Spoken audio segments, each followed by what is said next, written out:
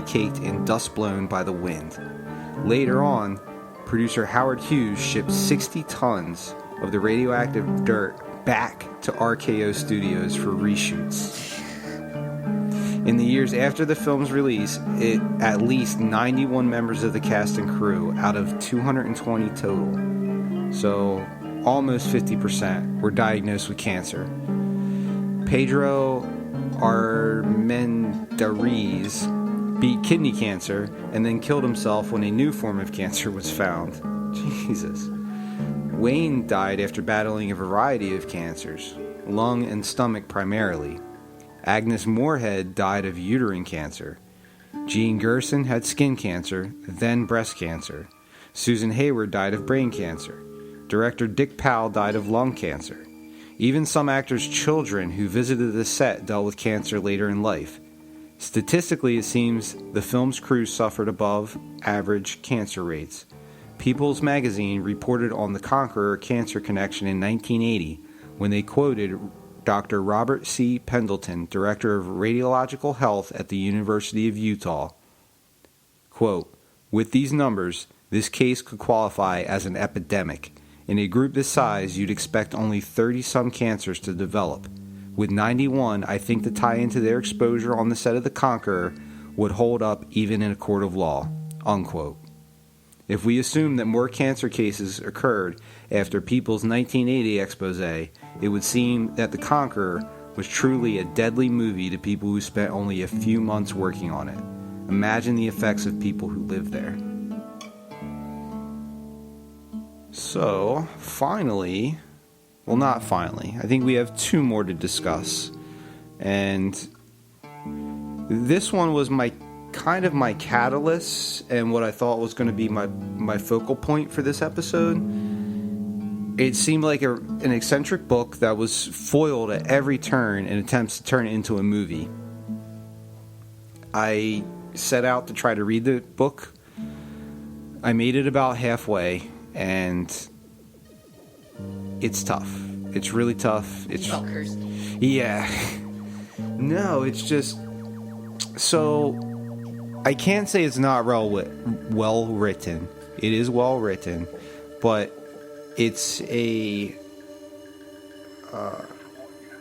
picaresque novel, which I don't think I really encountered before, and that has a very specific plot line that I'll explain in a minute. But you have a really quirky, not likable character as your lead character.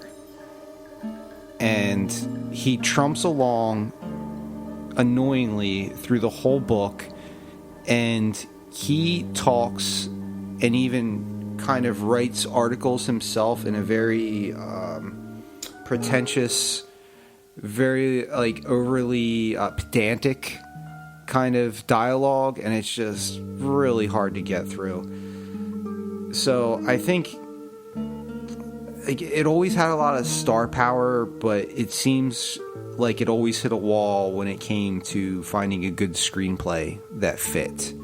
And I think it might just be inherent in what a quirky novel it is. But people claim the movie is cursed, and everything from multiple lead actors passing away before it could be filmed to a hurricane ruining any chance of it getting made. I'll give you a brief description of the book, and then, to the best of my ability, lay out the broken timeline of movie attempts that followed. From its Wikipedia entry, A Confederacy of Dunces is a picaresque novel by American novelist John Kennedy Toole, which reached publication in 1980, 11 years after Toole's suicide. Published through the efforts of writer Walker Percy, who also contributed a foreword, and Toole's mother, Thelma, the book became first a cult classic, then a mainstream success. It earned Toole a posthumous Pulitzer Prize for fiction in 1981 and is now considered a canonical work of modern literature of the southern United States.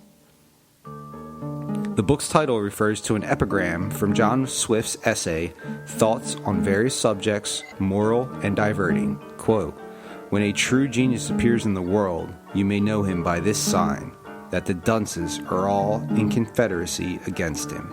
Unquote.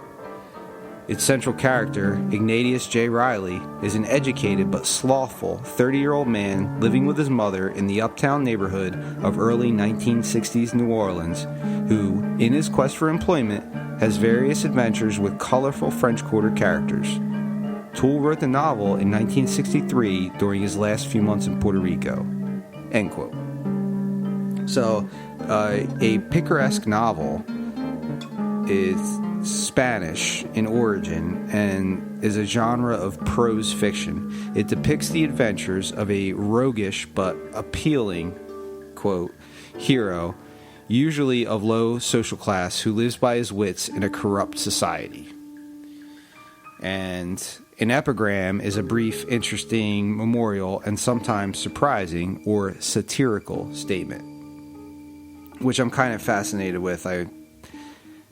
Just based on memorable, surprising, and satirical, I think I want to make some epigrams. So I guess the biggest and most fun question when beginning to make the movie is, who will play kooky Ignatius?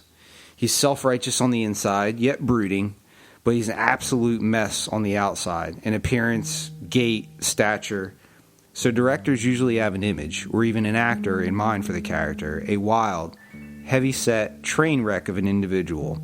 And unfortunately, those actors are never long for this world. The very first star associated with the movie was John Belushi. He probably would have made an entertaining Ignatius. We would never find out, though. He passed away 2 days before officially signing on to the movie. An actress associated with the project, Jo Beth Bolton, was found murdered by her estranged husband around the same time. Scott Kramer, the producer, and Carson's Films abandoned the pursuit shortly after. Fast forward to 1982. John Langdon, a Texas oil tycoon, bought the rights from Carson Films. His company, Bumbershoot Productions, met with Josh Mistel, Jonathan Winters, Dom DeLuise, and John Candy. It caught the attention of Orion Pictures, who had hired Harold Ramis to take the helm. Orion ends up selling the rights to 21st Century Fox, retaining Harold Ramis as the director. However, Harold Ramis didn't like 2 screenplays and eventually abandoned the project. Jonathan Winters was then hired to write and direct. Divine was going to play Ignatius Riley, and it was to be the first time they presented as a man on screen. Divine unfortunately died in 1988, and production fizzled. 1989, the rights returned to Langdon. At the same time, Scott Kramer was trying to make his own version of the film. Langdon hired Susan O'Connell as the producer. The three teamed up and took the movie to New Line Cinema. The film fell through in 1993. Scott Rudin, known for The Addams Family and The Firm, was working at Paramount when he decided to restart the film. It looked like the project might actually get realized and was set to release in the fall of 1994. Some names thrown around: John Goodman, Chris Farley, John Malkovich, and even Robin Williams. Then the film hit a delay when Rudin didn't like the first script and hired Stephen Fry to write one. Fry was working on a second script when Chris Farley passed away in December of 1997, and the film fizzled. Early 2000s, the movie gets a new director in Zach Green. It supposedly had a cast: Lily Tomlin, Drew Barrymore, Mos Def, Olivia Dukakis, Paul Rudd, and Will Ferrell. And Will Ferrell will don a fat suit to play Ignatius. This is the version... I'd like to see that. I was going to say, this is the version I would love to see. And in 2003, they even did a live table reading with all of that cast. And it looked like we would finally get to see Ignatius Riley on the big screen. In 2004, the film died again. 2005, Hurricane Katrina lays waste to New Orleans and destroys any chance of filming the movie there. Will Ferrell and Green remained attached to the project until 2008, when Zach Green left to direct Pineapple Express. Scott Kramer eventually abandoned the project as well, leaving its faith with Scott Rudin. 2013-ish. The film gets a new script, new director, and a new lead, Zach Galifianakis. I was able to find some trailers on YouTube for the movie with Zach Galifianakis as Ignatius, but I couldn't tell if it was actual footage or if it was like fan-made clips or something. You know, it was a short trailer. It looks like it was legit, but not much footage out there. So where it stands now, that new director, James Bobbins, Scott Rudin, and Zach Galifianakis are still attached. As far as I could find, Paramount still has the rights, but no one is paying to have the film made. There is, however, a stage production that started recently, and it stars Nick Offerman as Ignatius Riley. Oh, Ron Swanson. Yeah. I've seen some clips, and he makes a good Ignatius. And the material seems better suited for the stage. So maybe the tale finally found a home. Another film shares a similar fate, and even shares a lead character, or would have, in Belushi. And you brought this one to my attention, so I'll give you the floor to talk about a tuck? How do you say it? I believe you say it, a tuck. I kind of did some Google searches on how to pronounce it. That's the best I came up with, but we do our best around here with our South Jersey accents to do justice to these more worldly words. You spell it A-T-U-K if you guys plan to Google and do your own research later. There's that South Jersey. But actually, after hearing you go over the Confederate of Dunces, there's actually a few people that were involved in both of these cursed movies that were never made. Oh, wow. Yeah, so that kind of adds a new light to things a little bit. That's fun.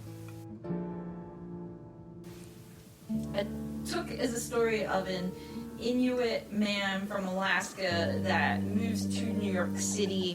It's one of those coming-of-time, fish-out-of-water comedies. In 1982, when they first attempted to make this movie, John Belushi was cast in the lead role.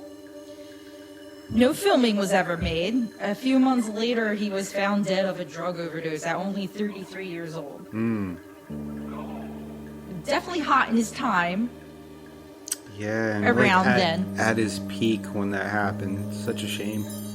Yeah, so it sounds like he potentially was attached to a bunch of things when he untimely passed away. Again, was it stress? You know, maybe that was kind of daunting to him. That party lifestyle. Yeah, or was it a curse? The curse of Saturday Night Live. Is that actually a thing, a Saturday Night Live curse? Because I feel like it could be. But if there's not, we'll make one. You have such a long-running show of so many cast members. I'm sure you can make something come to So be. many people have died after being on that show. Oh my God, Chris Farley? In fact, people die every day. Every Saturday. Maybe I'll cut that one Possibly out. Yeah. So the second attempt at this movie, 1986, they attached a comedic actor, Sam Kinison, to the role. I don't really know him from anything else. Yes, you do. You know, you can do your own research. What do I know him from? It's Sam Kinison, and he's the guy that screams very loudly all the time. He screams very loudly all the time. Yeah, long hair. He's a heavyset guy with like a trench coat, and we yell a lot. Yeah. Okay. All right. That's the guy it. who yells a lot. I'll put that in my notes. He began filming some of the movie in 1988. Then there were disputes over the script. He had some issues with the script. They stopped filming to resolve it. I'm sorry. He's a very strong-willed individial. I don't doubt that he had issues. I'm just picturing this big man with long hair and a trench coat screaming at, the director that he doesn't like the script. They slated to restart the movie in 1992, but right before him, Kinison died in a car accident. He was hit by a drunk driver, a 17-year-old drunk driver, and Kinnison was only 38 years old.